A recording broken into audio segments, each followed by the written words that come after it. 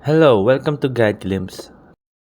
Opera Sidebar. Well, in today's video, I'm going to teach you about the Opera Sidebar. So this is very the one of the um something very different from Opera. It has a sidebar, and in the sidebar of the Opera, it looks very, as you can see, it looks very nice and cool. So here are the Opera sidebar. So once you right click here, or you don't even have to right click, just click on the three lines here and the three dots here. Once you're here, you'll be located to the sidebar options.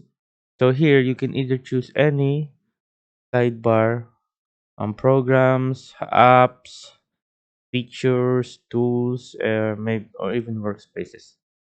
You can choose and edit them. For example, right here we can add a chat GPT.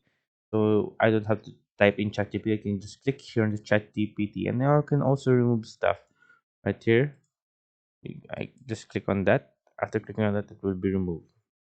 And as you can see, messengers a lot. You can add any of those. And here are the Opera tools. You see. And here's the workspace. You can add anything here. If you click that, add anything. Change your workspace. And here in the sidebar, you can also the sidebar automatically hide sidebar and enable notification for messengers. Miss, there you go.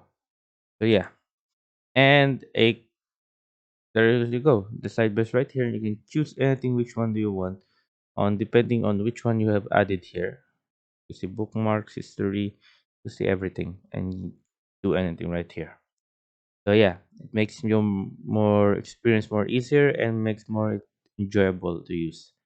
And a quick tip for you guys: you can also hide the sidebar by just right clicking on it, and I click hide sidebar, and there you go, guys. Yeah. So yeah, I hope you guys liked the video. I hope you guys enjoyed, and thank you.